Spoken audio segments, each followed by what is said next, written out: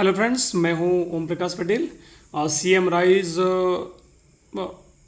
Government higher secondary school Adhartal से। आज मैं इंग्लिश का पेपर सॉल्व करने जा रहा हूं आपके सामने। और सबसे पहले मैं बता दे रहा हूं कि यदि कोई कन्फ्यूज़न है तो आप अपने कक्षा अध्यापक के विषय शिक्षक से संपर्क कर सकते हैं। मैं एक अद्भुत प्रयास करने का प्रयास कर रहा हूँ, ध्यान दीजिएगा। जैसा कि आप देख रहे हो, क्लास 10 क्वार्टरली एग्जामिनेशन 2022-23 है और इंग्लिश का पेपर है ये। और सेक्शन ए की मैं चर्चा करने जा रहा हूँ अभी फिलहाल। सेक्शन ए में आप जानते हो कि 2 प्रश्न होते हैं। पहला प्रश्न भी 5 नंबर का, दूसरा प्रश्न भी 5 नंबर का, और ये दोनों पैसेज होती हैं, ध्यान रखेंगे। तो मैं अभी आपके सामने पैसेज 1 को सॉल्व करने का प्रयास करता हूँ। सबसे पहले हम इनको जानने का प्रयास करेंगे, ध्यान से सुनेंगे तभी आप जो है इस चीज़ को समझ पाएंगे। ध्यान से समझिएगा, मतलब कि सुनिएगा, क्योंकि थोड़ा सा डिफिकल्ट पैसेज लग रही है मेरे को, ऐसा लग रहा है, तो ध्यान दीजिएगा। Read the following passage and answer the questions given below. कह रहा पैसेज को ध्यान से पढ़िए और नीचे जो पैसेज दिए गए उसको पढ़िए और उस जो प्रश्न दिए गए हैं उनको उनके आंसर दीजिए, ठीक है, मतलब उत्तर दीजिए। तो पढ़ते हैं। The 2 dominant features of our age are science and democracy. देखिए, अलग अलग इंग्लिश है, कहीं इंडियन इंग्लिश है, कहीं अमेरिकन है, तो पढ़ने में मत जाइएगा। कहीं कोई कुछ तरीके से पढ़ता है, जैसे डेमोक्रेसी कोई पढ़ता है, कहीं डेमोक्रेसी पढ़ता है, तो वो ध्यान दीजिएगा। मैं दोनों मिक्सचर करके पढ़ रहा हूँ। तो 2 डोमिनेंट का मतलब होता है प्रभावशाली। प्रभावशाली का मतलब होता है जो प्रभुत्व जमा दें, अपना एक तरफा राज्य करें, मतलब उनका चलती हो, जिसको कहते हैं दबंगई टाइप की, है ना। तो फीचर्स मतलब कि एक भाग हमारे एज के जो 2 प्रभुत्व जो प्रभावशाली जो भाग हैं वो कौन कौन है। साइंस मतलब विज्ञान, और डेमोक्रेसी या डेमोक्रेसी मतलब लोकतंत्र। जो हम अभी जो इंडिया है वो सबसे बड़ा लोकतंत्र देश है, समझ रहे हो ना। तो विज्ञान और लोकतंत्र ये दोनों हमारे प्रभावशाली भाग हैं हमारी एज के, ठीक है। अब दूसरी line, they come to stay, उन्हें और इन दोनों को क्या होना है, बने रहना है। किसको, साइंस और डेमोक्रेसी को। We can not ask educated people, ask का मतलब पूछना भी होता है और कहना भी होता है। हम एजुकेटेड मतलब शिक्षित, और शिक्षित लोगों से हम ये नहीं कह सकते टू एक्सेप्ट मतलब स्वीकार करने के लिए।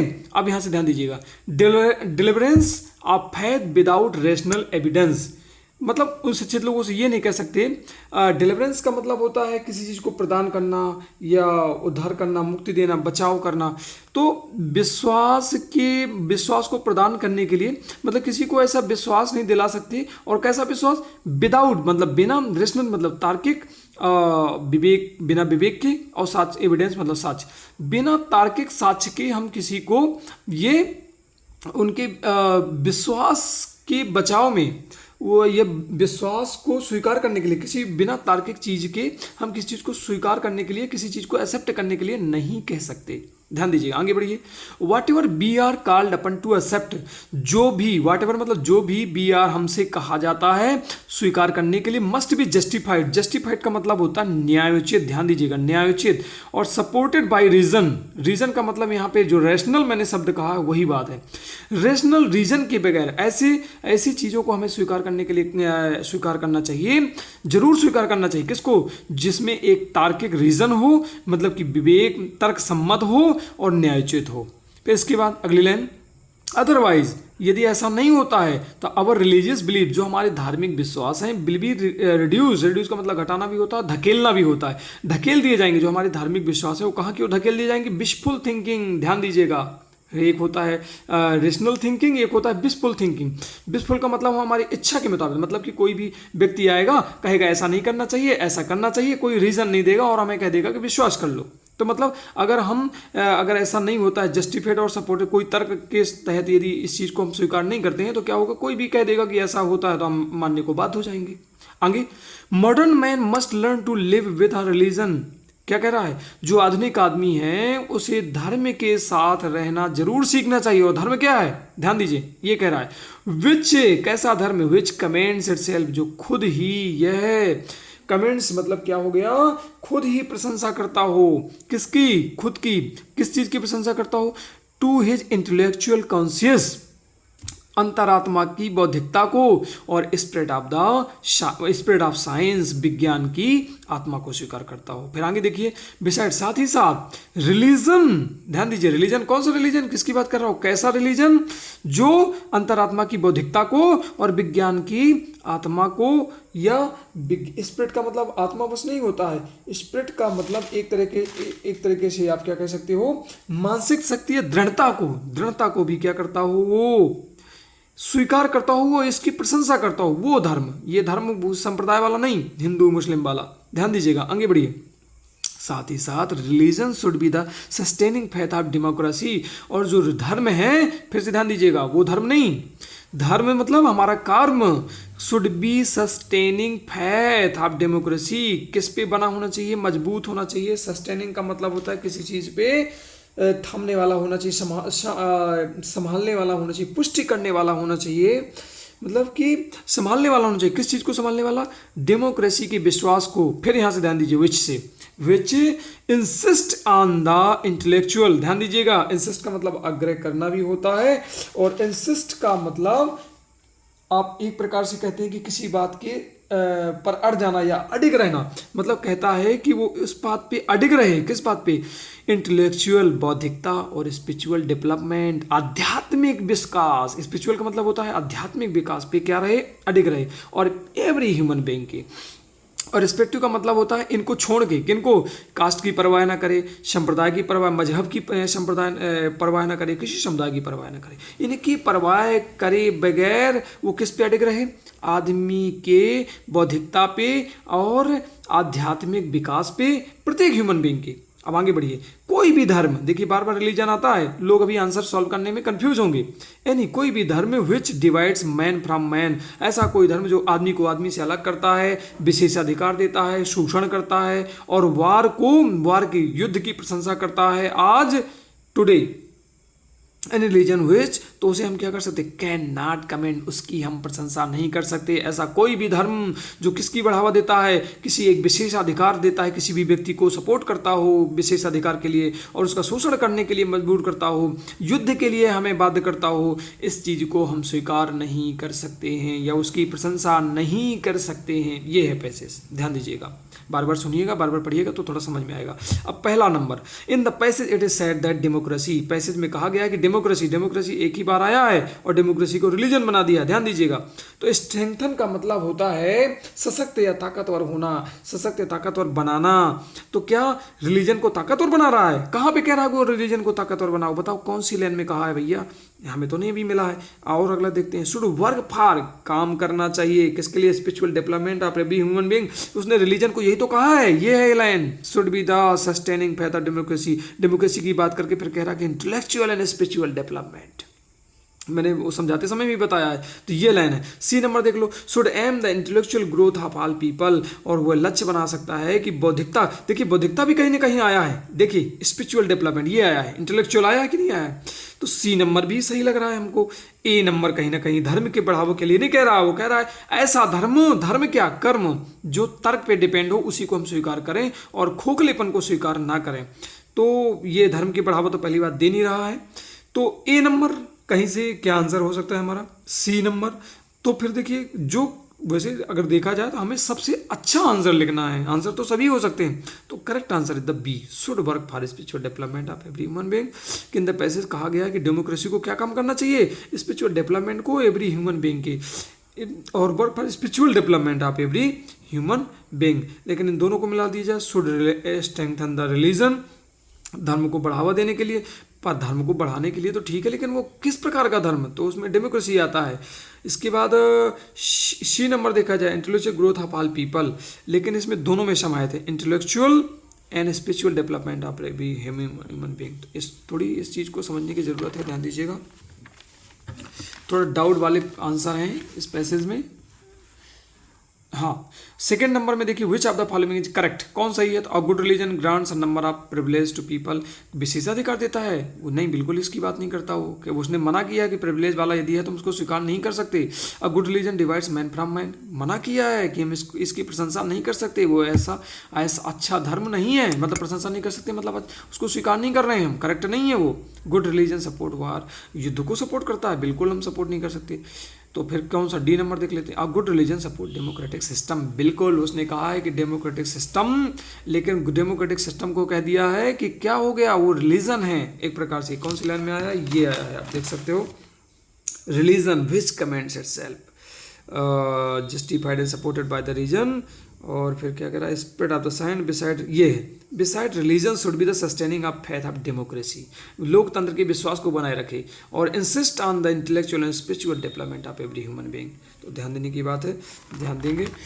तो अब पहले वाले में मैंने क्या बताया, ये तो डी आंसर कहेंगे, ये तो बी आंसर कहेंगे, लेकिन कहेंगे क्या, तो अब बी और ए में कंफ्यूज हो रहे हैं, ए भी सही बी भी सही, तो इसके प्रकार से हम बी ही आंसर मान लेते हैं, ज़्यादा उचित है।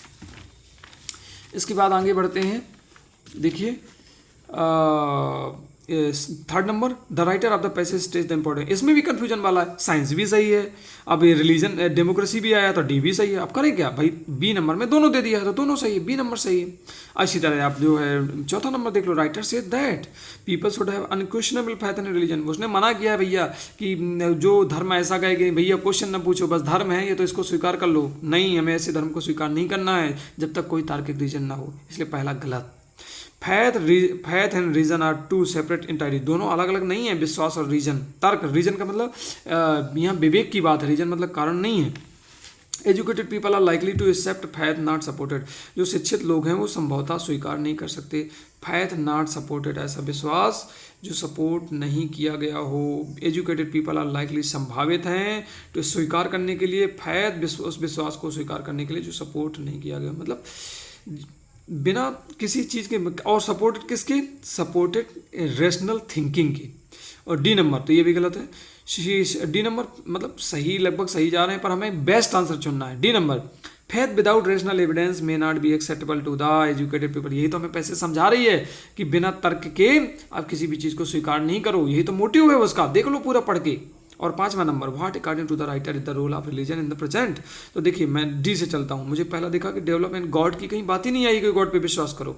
फिर पहला, इनकलकुलेट साइंटिफिक स्प्रेड ऑफ मैन, भाई इनकलकुलेट का मतलब क्या होता है, एक प्रकार से इनकलकुलेट आपका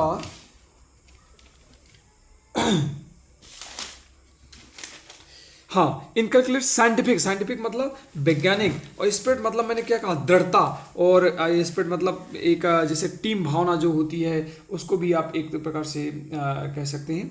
और इन मैन, आदमी में वैज्ञानिक दृढ़ता को बढ़ाना चाहता है, क्या स्ट्रेंथन का मतलब भी यहाँ बढ़ाना है। तो प्रमोट का मतलब होता है किस चीज़ को प्रमोट करना, रेशनल थिंकिंग को प्रमोट करना, मतलब किस प्रमोट नहीं होता है कि वो प्रमोट कर रहा है इस चीज़ को, मतलब कि आग्रह कर रहा है कि इस चीज़ पे लोग विश्वास करें एक प्रकार से।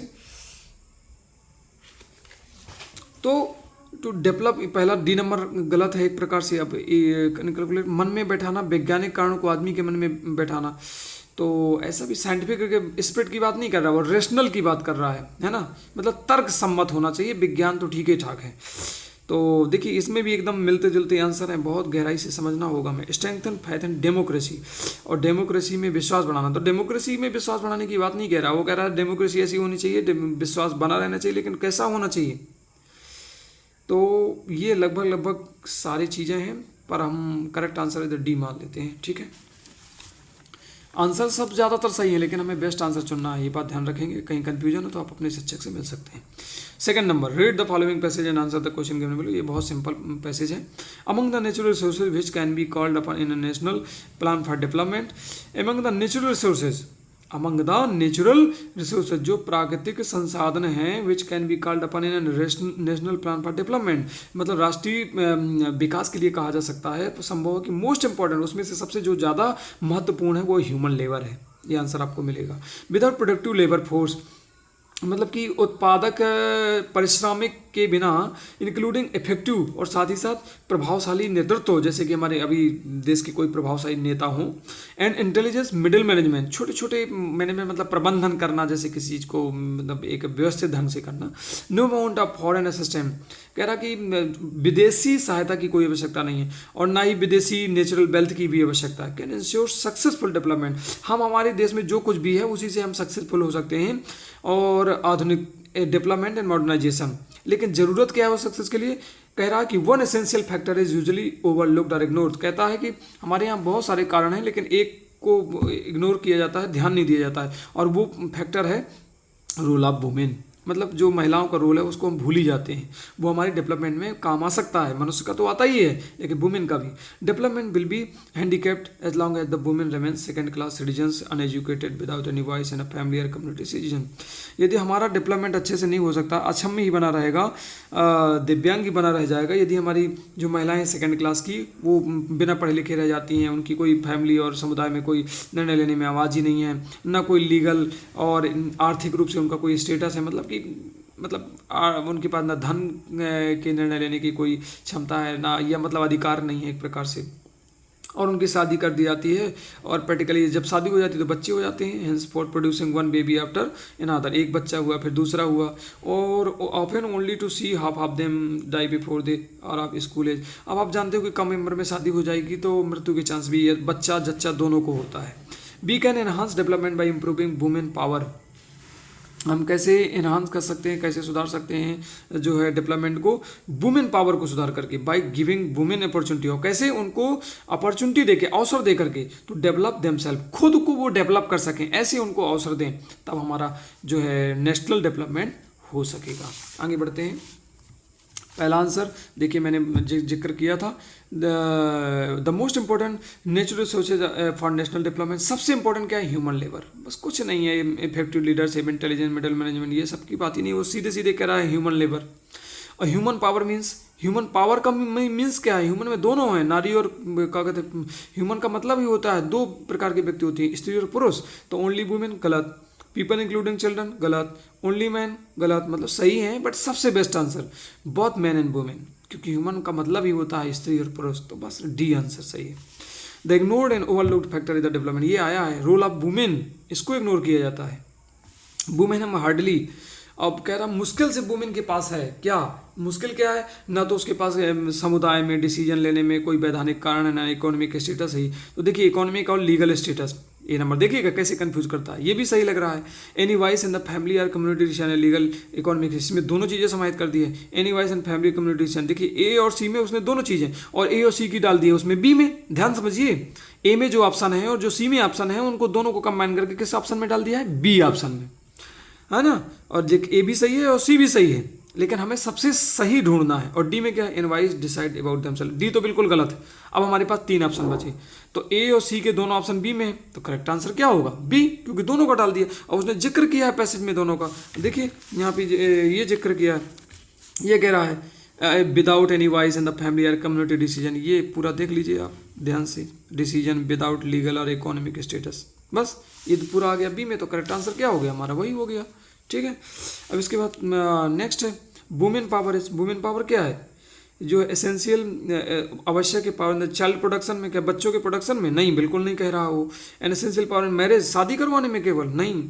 और essential power in the development of the nation, बिल्कुल कह रहा है कि महिलाओं का भी बहुत बड़ा योगदान है। An essential power in the death of children, तो तीनों गलत हैं, C number is the correct answer. ना तो बच्चों को पैदा करने में आवश्यक है, ना तो शादी करने के लिए आवश्यक है, ना केवल बच्चों की मृत्यु के लिए आवश्यक है, किसके लिए आवश्यक है, डेवलपमेंट ऑफ द नेशन। इस तरीके से देख लेना विद्यार्थियों, थोड़ा सा मैं हिंट आपको दे देता हूँ। आंसर जो है एक बार फिर से, जैसे कि पहले का बी, फिर डी, बी, डी, सी, हाँ कोई कन्फ्यूजन है तो देख लीजिएगा, अपने शिक्षकों से मिल लीजिएगा और तार्किक के साथ मुझे बताइएगा। फिर बी नंबर क्वेश्चन नंबर 2 में देख लो, ठीक है, इस तरीके से। अब आते हैं हम नोट मेकिंग की बात करते हैं। नोट मेकिंग में क्या होता है, कई प्रकार से नोट मेकिंग बनाते हैं, गाइडों में आप अलग देखोगे, फिर कहीं अब्रिविएशन वगैरह भी लिखते हैं, और कई बार आप टाइटल लिख के 2-3 लाइनें छोटी छोटी जो भी लिखना चाहो तो वो भी लिख सकते हो। आज तक कोई ऐसा कारण नहीं है और हर तरह से विद्यार्थी लिखते रहे हैं। इसमें अलग थोड़ा दे दिया है। क्वेश्चन नंबर फर्स्ट है, make notes based on the above passage. दिख रहा है सब नहीं दिख रहा है। Make notes based on the above passage मतलब नोट्स बनाओ और फिर give a suitable title to, मतलब पहले नोट्स बना दो, एक नंबर का टाइटल है। 4 नंबर में 3 नंबर का नोट्स होता है, 1 नंबर का टाइटल होता है। तो अभी मैं थोड़ा सा एक दिखा सकता हूँ, एक प्रारूप दिखा सकता हूँ, बाकी आप भी कर सकते हो, बहुत सारी चीज़ें। क्वेश्चन नंबर 3 का आंसर है आपके सामने हाजिर है।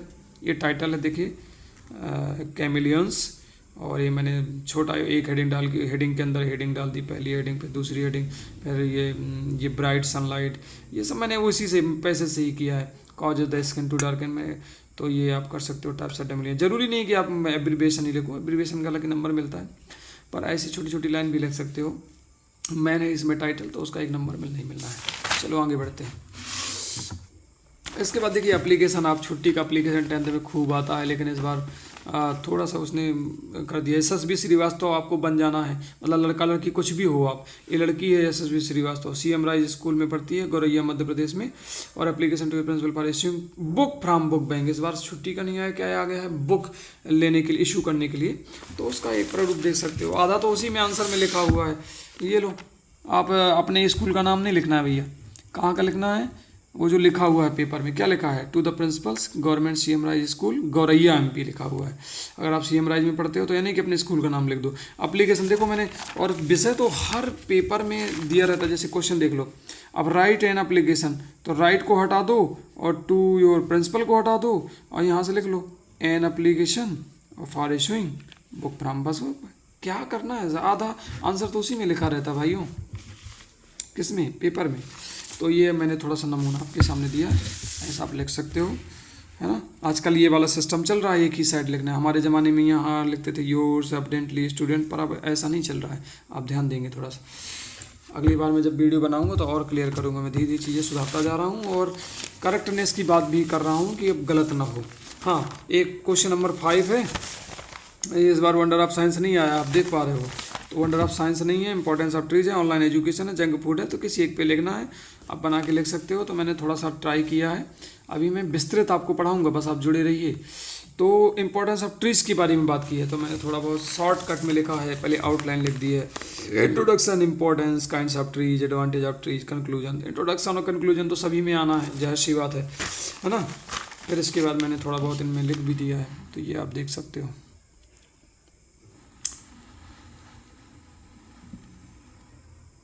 ठीक है, ये ऐसे है, ध्यान देंगे आप। ऐसा आउटलाइन लिख देते हैं, आउटलाइन का भी कुछ नंबर मिल जाता है। अच्छा, आउटलाइन का मतलब होता है कि हम जो आगे लिखना चाह रहे हैं उसी के बारे में पूरा लिख दिया है, तो ध्यान दे लेंगे। Introduction, importance, kinds of trees, advantage of trees और कंक्लूजन। चलिए अब आगे बढ़ते हैं 6 नंबर में। क्वेश्चन नंबर 6 में देखिए, मैंने कहा कि 3 नंबर का आता है, ज़्यादा से ज़्यादा 25, 50 या 75, अधिकतम 75 शब्द, इससे ज़्यादा कुछ नहीं करना है आपको। तो यहीं से आप बना के लिख सकते हो, अगर आप लिख सकते हो तो बहुत अच्छी बात है। बिल्कुल नहीं, अगर आपको लग रहा है कि कहाँ से कैसे लिखें, गड़बड़ जा रहा है, तो वहीं से बना के लिख लो, छोटे छोटे सेंटेंस जोड़ो। तो देखो जैसे मैंने क्या किया, ये डू एक्सरसाइज डेली के पहले हमने क्या जोड़ दिया, ये वाला पार्ट जोड़ दिया, 20 शुड डू एक्सरसाइज डेली, दिख रहा है ना आपको, 20 शुड डू एक्सरसाइज डेली। ठीक है, फिर उसके बाद हमने क्या किया, 20 शुड, फिर डोल दिया, ड्रिंक मोर वाटर कर दिया, 20 should live healthy life, 20 should eat healthy, 20 should reduce stress, और फिर एक कोटेशन लिख दिया, happiness lies first of all in. देखो एक चीज़ मैं और बताता हूँ, ये आज तक हम शिक्षक करते रहे हैं, मेरे भी प्रश्न उठता रहा, लेकिन मेरे एक आदरणीय सर हैं, उन लोगों ने, और हम अब आधुनिक युग में भी बहुत सारे लोग मानसिकता बदल रहे हैं। ये जो जॉर्ज विलियम है, जरूरी नहीं कि जॉर्ज विलियम ने कहा, भैया हमारे यहाँ गांव देहात में भी इंग्लिश में, भले हिंदी में कहते रहो, उसको इंग्लिश में ट्रांसलेट करके लिख दो, बहुत अच्छे अच्छे सेंटेंस कहे जाते हैं, तो वो भी आप लिख सकते हो। जरूरी नहीं कि वहाँ पे जॉर्ज विलियम ही होना चाहिए, महात्मा गांधी भी वो सेंटेंस कह सकते हैं, हम आप भी कह सकते हैं। हो सकता है कि अगर किसी का नाम नहीं लिखना है तो आप सेंटेंस लाइन डबल 6 मतलब कि डबल इंटर कहते हैं कि इन्वर्टेड कामा लगा के लिख सकते हो। ठीक है, इस तरीके से आप सेक्शन सी में थोड़ा सा ध्यान दे लेंगे। सेक्शन सी, हाँ, इसमें देखिए लिखा हुआ है सेक्शन सी में, I buy that mobile if I had money. तो देखिए पहला वाला दूसरा वाला पार्ट्स हैड लिखा है तो पास्ट में है, तो जब पास्ट में है तो पहले वाले में भी पास्ट में ही होगा, तो बिल किसी हालत में आएगा नहीं। और अब वुड हैव लगा है तो मतलब प्रेजेंट परफेक्ट में हैव आना चाहिए, तो ये भी नहीं आएगा, तो वुड आ जाएगा। ठीक है, अब आता है आपका सेकंड में थोड़ा सा ध्यान देना पड़ेगा। If he work hard he fail, तो यद्यपि या ऑल दो आपने देखा होगा, तो ये वाला आंसर करेक्ट होगा, दो लगा लीजिएगा। और तीसरे में सम ही आ जाएगा। कभी कभी हम सम हालांकि दोनों में यूज करते हैं, काउंटेबल और नॉन काउंटेबल, पर यहाँ पे ये होता है कि भाई पॉजिटिव वे में लिखना हो तो आप सम लगा दो, नेगेटिव में लिखना हो तो एनी लगा दो, लेकिन करेक्ट आंसर इज द सम। और बी यहाँ पे तो देखो आप मॉडल्स पढ़े होंगे, तो दो ही मॉडल्स होते हैं, एक यूज टू और एक आर टू, जिसके पहले नहीं बाद टू लगता है, तो आर टू आएगा, क्योंकि शुड के बाद टू नहीं आता, मस्ट के बाद टू नहीं आता। दे डिडंट प्ले वेल, यहाँ पे एंड आएगा नहीं किसी भी हालत में, तो फिर आपका और कंडीशनल हो जाएगा। तो एक काम करते हैं, येट लगा लेते हैं, क्योंकि दे डिडंट प्ले वेल, उन्होंने अभी तक नहीं खेला, फिर भी वे जीत गए। तो देख लीजिएगा, थोड़ा सा इस पर और ध्यान दे लेंगे। हाँ, और इस लास्ट वाले में कोई सोचने की ज़रूरत नहीं है। गंगा एक यूनिक नदी है, तो उसकी पहली दा लगाएंगे, क्योंकि वैसी विशेष है। अब डू इट डायरेक्टेड थोड़ा सा ध्यान दे लेते हैं। डू इट डायरेक्टेड ऐसा है, देखिए ही कट हर फिंगर्स, ये इसमें कट्स नहीं लिखा, मतलब कि पास्ट की बात कर रहा है। पास्ट इंडेफिनिट टेंस लिखा, चेंज इनटू नेगेटिव, तो पास्ट की हेल्पिंग वर्ब क्या होती है, ही did not cut her finger. ठीक है, पास्ट की डिड नॉट लगाएंगे, क्या लगाएंगे, डिड नॉट, और बाकी जो कहते हैं।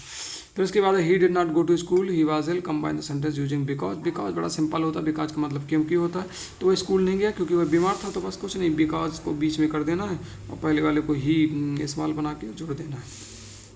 अनिल हैज़ टू पेन्स, इसको थोड़ा सा ध्यान देंगे। अनिल का क्या है कि देखिए ये change into present perfect tense, तो प्रेजेंट परफेक्ट टेंस में क्या होगा कि चेंज करना है, तो इसमें कोई मैन वर्ब नहीं है, तो मैन वर्ब नहीं है तो अपन क्या करेंगे, इसी को मैन वर्ब बना लेंगे, किसको, हैज़ को। तो प्रेजेंट परफेक्ट टेंस में चेंज करना है, प्रेजेंट परफेक्ट टेंस, ध्यान दीजिएगा। मैन वर्ब को हेल्पिंग वर्ब बनाया, मान लो कि वर्ब मैंने बना लिया, तो प्रेजेंट परफेक्ट टेंस में हैज़ हैव लगाते तो पहले हैज़ लगा देंगे, है ना। प्रेजेंट परफेक्ट टेंस है, पास्ट परफेक्ट टेंस नहीं है, ध्यान दीजिएगा।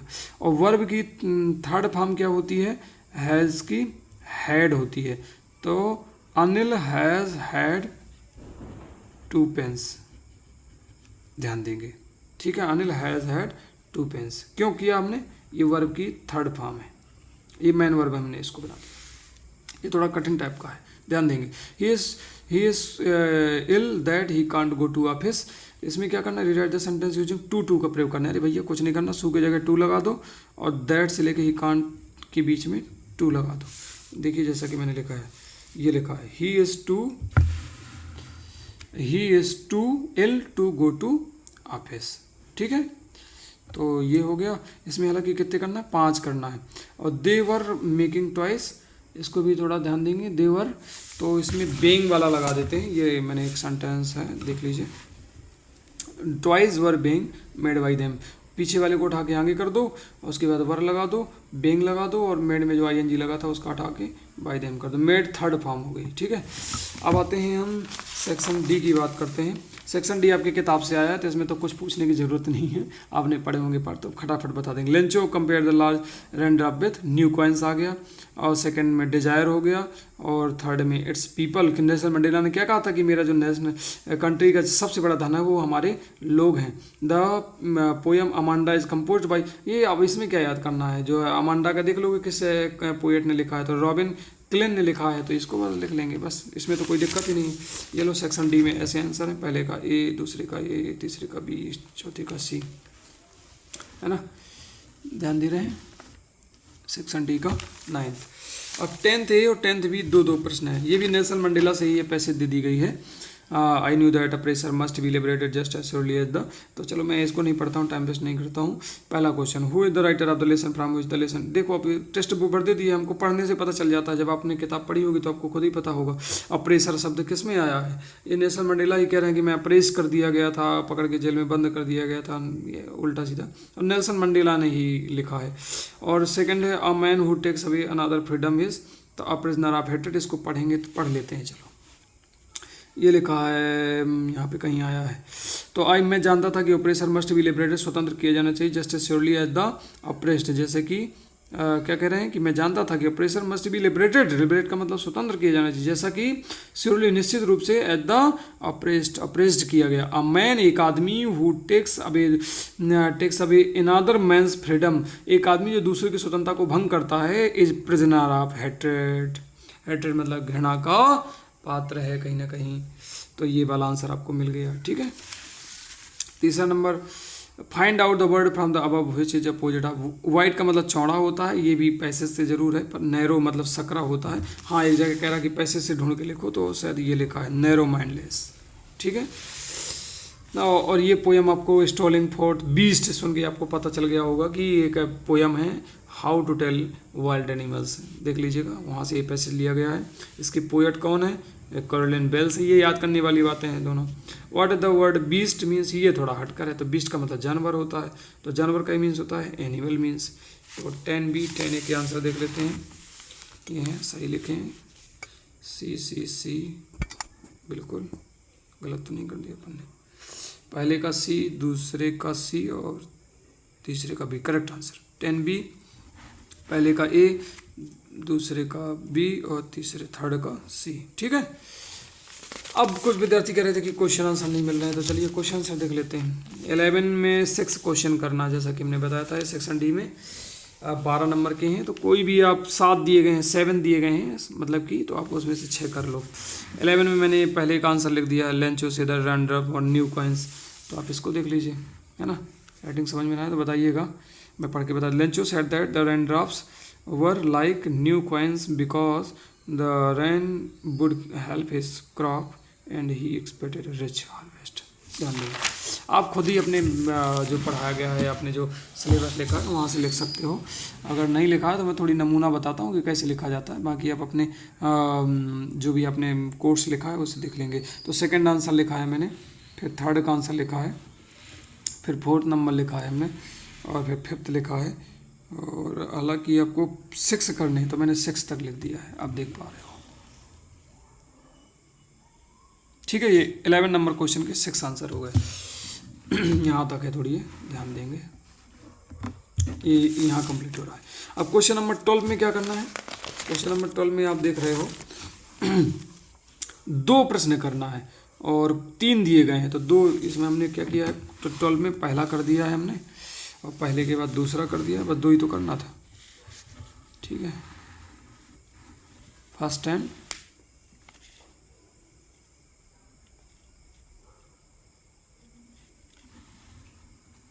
First and second. अब 13 नंबर देख लो।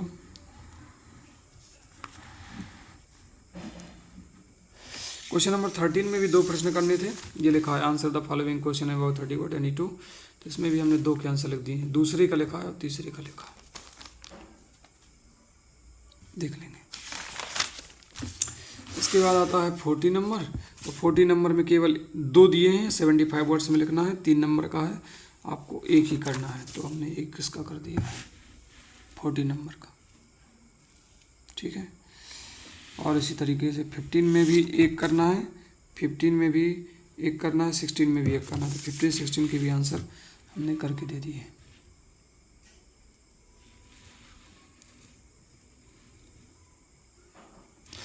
ठीक है दोस्तों, इस प्रकार से आपका जो है समाप्त होता है। आप जुड़े रहिए, मैं पूरे पेपर सॉल्व करके अभी डालूंगा और ध्यान रखूंगा कि कहीं कोई गड़बड़ ना हो, सारी चीज़ें एकदम व्यवस्थित रहें, और भी मैं आगे से ध्यान रखूंगा कि और अच्छे से आपको पढ़ा सकूँ। अभी थोड़ा जल्दी में है, तो बहुत सारी कापियाँ चेक करने को हैं और टाइम की बहुत ज़्यादा कमी भी है इस समय, ठीक है। घरों की साफ़ सफाई ये सब चल रहा है उल्टा सीधा, ठीक है। धन्यवाद।